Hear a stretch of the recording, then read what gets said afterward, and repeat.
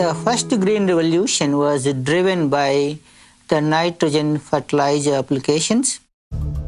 Many people did not know the dangers of applying large amounts of nitrogen fertilizers into the agricultural systems indiscriminately.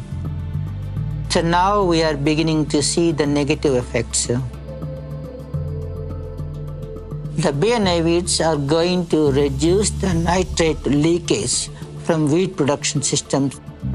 Most of the nitrogen fertilizers what we apply to the farmlands are in ammonium form.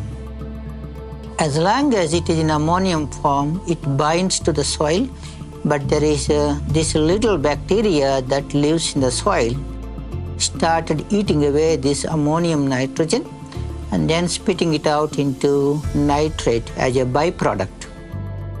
When ammonium nitrogen is changed into nitrate, because of this little bacterial action, it creates a lot of problems. So it is a threat to the quality of the aquatic systems, whether it is rivers or water, the lakes, even the oceans. You have a dead zones. In addition to that, the nitrate also leaches into the groundwater and pollutes the groundwater. Not only the nitrogen leakage, but also the amount of nitrous oxide that is generated from the wheat fields. Nitrous oxide is one of the most powerful greenhouse gases. A visit to see some of the tropical pastures in South America, it was noticed that there is very little nitrate formation in that particular pasture, and that is the starting point of this whole BNI research.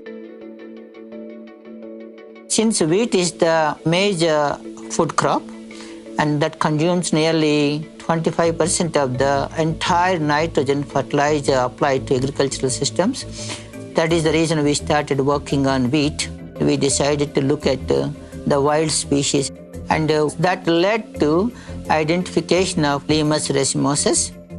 This is after testing nearly 30 wild wheats. We know exactly the part of the chromosome in wild wheat is coding these antibiotics, and we have succeeded in transferring it into the cultivated wheat background. The three teams basically participating in developing the BNI wheats.